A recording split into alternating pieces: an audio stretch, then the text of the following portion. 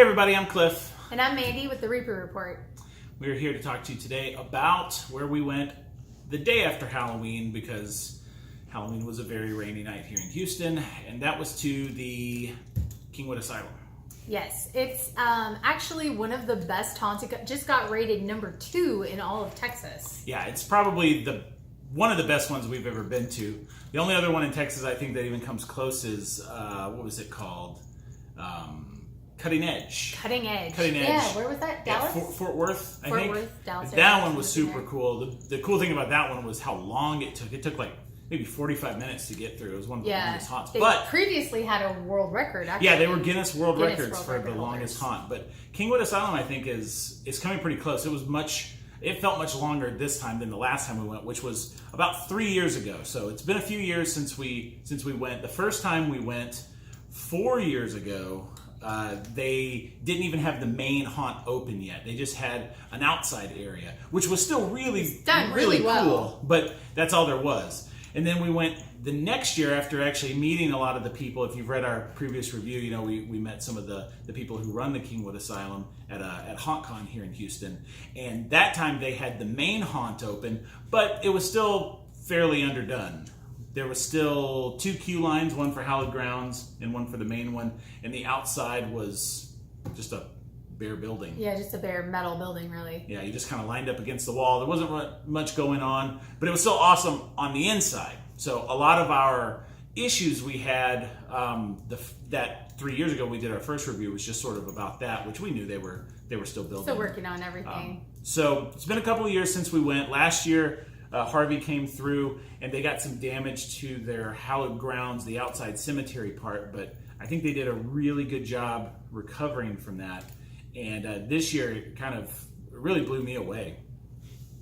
Yeah, so one of the things we didn't like about the first year were they had, in your ticket booth area, there was, the prices for everything, and then they had something listed as, what was it listed as? It was the no-touch bracelet. The no-touch bracelet. You pay $2 and you got a no-touch bracelet, even though they can't touch you at all anyway. Yeah, so we that was our problem with in our review, we talked about how we really didn't like that they were saying there was a no-touch bracelet, because it kind of inferred that they were going to touch you otherwise. Which they tell you right in their little intro thing in the very first room, that don't touch anyone and they won't touch you, which is standard pretty much for most haunts.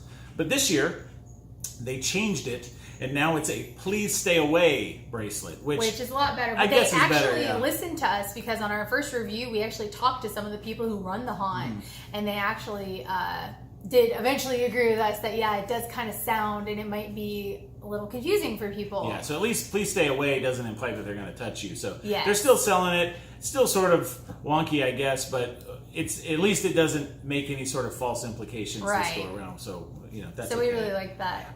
Price has gone up a little bit. I think when we went before it was $25, and you could get like a $5 discount if you brought some canned foods or something like that. Or something there was a Groupon. Now it's $33. But still totally worth it. Still totally worth Completely worth it. If you pay $50, you can get a VIP, which lets you to the front of the line, and it also gives you access to their last ride, which is like a simulated casket experience, which we didn't do. But that's $5 if you want to do that on its own. Doesn't it also make sure that you get to ride the elevator? That's true. This is an important fact. We'll come back to the elevator a little bit later, but it can help. I don't know if it guarantees it if it's broken, but definitely a good thing to have. Another thing about the kind of while we're on ticket prices, no credit cards. At the time they were credit card accessible. Now it's cash only. So they have an ATM, but if you don't want to get hit with a whole bunch of ATM fees, bring cash.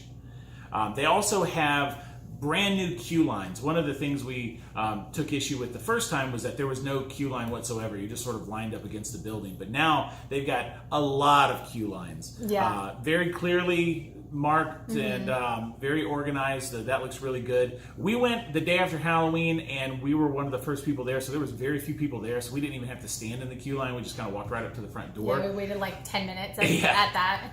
But I saw a lot of pictures on Facebook of people standing in the queue lines, and that's good. We also had an issue with not a lot of queue entertainment.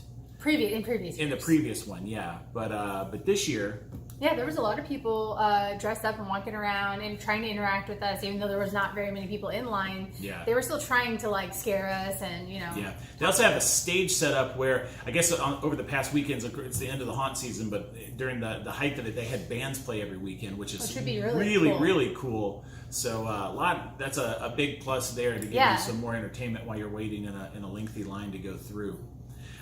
Speaking of, again, just still the outside, last time we were there, it was just sort of a bare metal building. Yeah. This time they have a really badass outside. Yeah, They've done a lot of work on the facade. To me, it looks a little bit more like the Kingwood Saloon, maybe, than an asylum. They did a good job having an overhang, so while you're waiting to get right into the haunt, you're covered. But it does kind of give this Old West sort of vibe. Kind of a dilapidated old wood looking kind of front. It looks super It cool, looks cool, but I don't know if it looks like an asylum so much, but it still looks awesome. And they had a really cool display with like some like pumpkin monsters and that was lit up really neat. Yeah, and a lot of things like that. And a really huge Kingwood Asylum sign that just looked like really, really nice. So the outside definitely makes much more of a statement now. I think if you were driving past it, if you were, during the rest of the year, you would actually notice it and see it, as before it just could have been any like fireworks selling building. That's one bummer. Back to the sign, the one kind of bummer is that the sign is on the side of the haunt that doesn't face the street. Yeah. So it's a really cool looking sign, but the only thing they have actually facing the street, if you didn't know it was a haunt, is like one of those like light up like arrow mobile signs that you just put the letters on. Yeah. So I kind of wish they had a better sign facing the street so that people would know to turn in there, because it's kind of an area where there's not a lot else. And it was dark when we came. Maybe they had another big Kingwood Asylum sign on the side of the building or something, but if they did, it wasn't lit up. The only thing we could really see is that arrow sign. So we did drive almost right past it, even though we knew where it was. Yeah. So another sign would definitely help them out. I did also like, there is porta potties there that are like clean and really nice and large, and like they're not those tiny like. And that was at the end of the season. They were still they were still in really good shape. There was a row of them, and it was really lit up. They had a giant, really nice light on the entire area so that you could see. It was really muddy the night we came too, because this whole October has been super rainy. But they did have at least like some plywood down to where you could walk in most of the places without getting. And in the haunt, where there's like an outside part, which is the circus part called? It's still hallowed grounds, and then they also have this new carnival section that they call Hysteria Carnival. That part was really they had it like kind of graveled out, so it wasn't muddy in there at all. It felt muddy. It was totally fine out there, which was really impressive. Yeah, and all the shrubbery was good and stuff. All right, getting inside the haunt, the inside of the haunt is still super awesome. Yes. They've definitely added some new sections. The beginning of the haunt, which is sort of like, I guess, the owner of the haunt's manor. There's dead bodies everywhere and like some really graphic stuff. Still super, super cool. All the props are really well done. All the sets are really well done. The set design, when we're saying it's a really great haunt, what we like is we used to be special effects artists. So we look at the details and things are not just slapped together there. Like somebody really worked on it, an effects person. I think they have an effects team that they work with, and everything is just done to where even in the daylight, if you were to go through this haunt and look at it lights on, it would look like awesome, like a set. Like I would even say it rivals like Universal Studios, and we've been to the haunted horror nights at Universal Studios multiple times, and there we did a walkthrough in the light, and it didn't quite hold up in the daylight. It kind of slapped together a lot of it. This last weekend, November, 2nd and 3rd, or 2nd and 3rd, they're actually doing a lights out event, which I don't know why you would want to go through that awesome haunt with no lights on. That would be a disappointment. I would much rather do a lights if you're just on scared tour. of the dark and want people to jump out and scare you, maybe. Yeah. But even the makeup and the masks and stuff that they're wearing are done pretty well. Very well done, yeah. It's not just like someone splattered some blood on somebody and like drew some black under their eyes. And there's a lot of actors. I would have thought on the day after Halloween, when it was super slow, that maybe people would have called off or whatever, but there were a lot of actors in there. Definitely. There's also a lot of animatronics. They have good animatronics. They have big definitely props. I saw some distortions animatronics. I think so, yeah. We saw some props from what's Doug's company? VFX, a really great effects company. They had some stuff from them. Not an animatronic, but still an awesome prop. Yeah, some awesome props. But just really, really good set design in there. Some really cool scares. A lot of air blast, which is what really gets me. We're not super scared by the actors coming and breathing in your face, but those damn air blasts get us every time. They get us every time. But they had a lot of the standard haunt things. They had some of those, the skinny rooms that you have to squeeze through. Yes. They had a lot of jumping out things. They had some water effects. They had the car horn, which got us every single time. Even though we could hear that damn car horn the entire time and we knew it was coming, it still got us eventually. And there was the vortex tunnel made an appearance. But probably still, even this was from our last review, the standout prop or effect or whatever you want to call it in the entire haunt has got to be the elevator. There's a moment in the haunt where I think you go from like the manor of the main storyline's character down into this like basement area, and you take this elevator that I don't know how it feels so real, but it really feels like you're in an elevator that's dropping. And it was really cool. It was so popular even that they have 2 of them now, and apparently they break down, and on some nights where it's really, really busy, since it takes a few minutes to go through it, you might not even get on it, which is what Mandy was talking about, where if you buy the $50 ticket, the VIP ticket, they make sure that you get on the elevator because it is super, super cool. And so now they do have 2 of them. Personally, if it was me and I knew it was a really busy night, like we were going on like a Saturday night or Friday night, right before Halloween, I would probably get the VIP pass. Yeah. Because when I think it skips the line a little bit. Front of the line. Skips the line. Guaranteed elevator. And you get the last ride thing, which is probably pretty cool. Yeah, the last ride. So what's the last ride again? Last ride, they put you in a coffin and they pump smells and sounds into it to give you the experience of going through your own cemetery. I think going through your own funeral, and then the ride to the cemetery, and then being buried. It takes 2 to 3 minutes, from what I understand, and you're locked in a coffin the entire time, where they pump in smells and sounds and shake it and all sorts of other stuff. So. Probably pretty scary. Yeah, probably so. I don't know. I'm a little big to fit in their coffin, I think. So they said you could do it. They said they would shove you in there. So yeah. Then once you get through the main part of the haunt, you get into this. I think they're calling this asphyxia. It's like a cave, which was really cool, really tight. If you're much bigger than we are, you might even have a hard time, you getting can maneuver. Through some of those. And it is like a cave, but the sides are foam technically, so you can kind of squeeze through a little bit. We did have one issue with the cave sets, though, is that they are made out of foam, and since they are so tight, it's pretty much impossible to get through there without touching it or having your clothes rub or something like that. So a lot of the painted cave surfaces has started to come off and exposing the foam underneath, which was wet in a lot of places. That's because Texas, and it rains like every day during Halloween. And I'm assuming it wasn't supposed to be wet. I mean, they gave it a cool ambiance that you're in a cave, like a wet damp cave. But I would be really worried about mold getting in there. Yeah, with Texas weather, especially because it's going to heat up. Yeah, and I don't think this was the first year, considering how worn away some of those cave sections are. So I don't know. Hopefully after the end of the season, they're going through there with bleach and spraying it down. But that would be one concern of mine. I mean, of course, a wet, moldy cave definitely lends to the realism of the whole thing, but not very good for breathing that in. Yeah, and there also was one tiny section on a corner where there was a piece of chicken wire sticking out.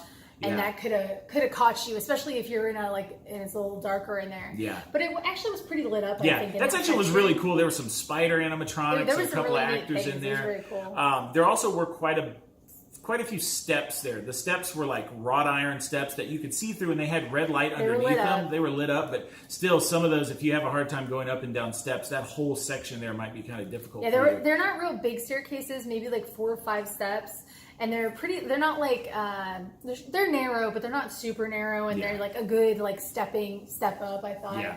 But there was also a spot where you had to step up and down onto like a bridge or something. That was kind of a high jump. Yeah, there were some big steps. So if you have problems with your knees, you might be like, ah. Yeah, once you get through that section, you end up heading outside, which part of the Hallowed Grounds set, like their big mausoleum area, got destroyed by Harvey. Which is a bummer, because the mausoleum area was really cool. It is, but they were able to salvage some of the big statues, and they incorporated those into the haunt, which was cool to see.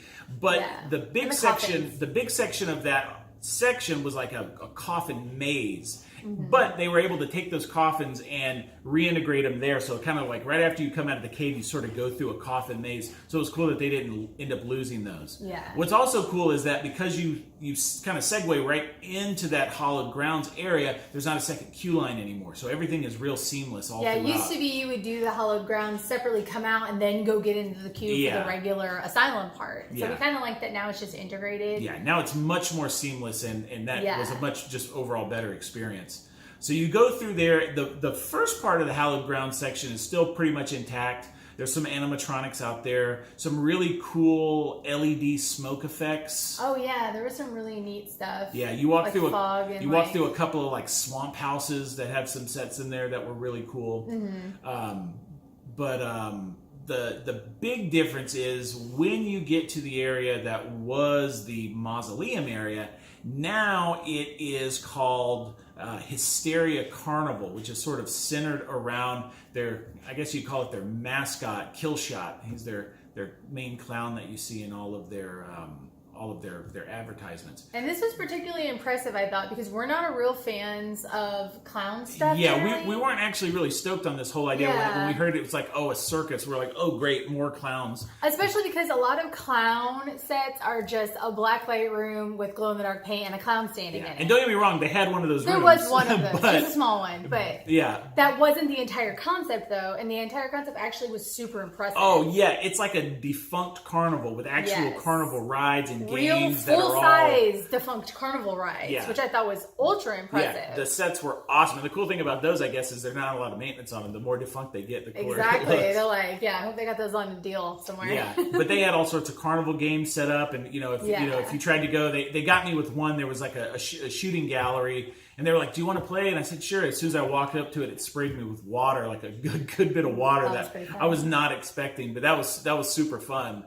And that whole area with rides and slides and all sorts of stuff was just really well done. And then you end the haunt by going into Killshot's sort of like fun house, which we were a little disappointed because Killshot wasn't actually there, even though his face was painted real big on the building. I don't know if the actor was off the night, but we saw him. We met him at another con.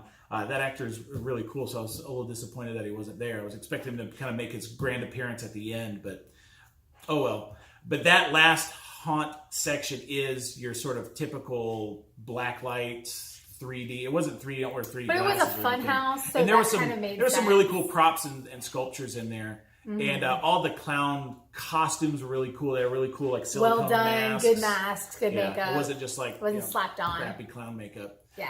But anyway, you exit through the clown house, and then there's the inevitable chainsaw guy to chase you out, which it was way too muddy to run from the chainsaw guy, so he just followed behind us menacingly. So we were like, casually stepping, Yeah. But overall, I think the haunt improved majorly from the 3 years ago we were there before. If we had one big suggestion for the Kingwood Haunt, the only thing that we felt was missing was maybe some smells.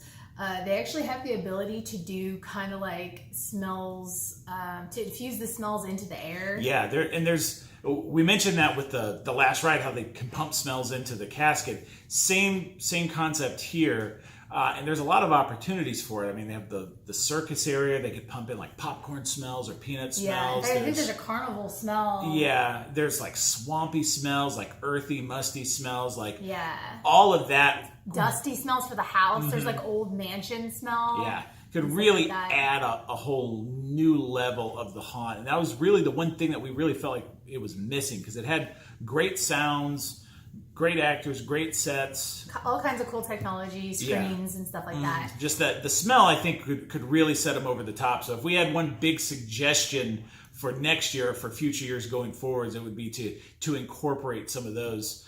We know of one company in particular called Froggy's Fog that we've seen at quite a few haunts, and the smells that they have are ridiculous. Yeah, they have like rancid body smell and all kinds of crazy stuff. So gross. Old cheese, stinky cheese was probably like the worst smell I ever smelled. Don't touch stinky cheese.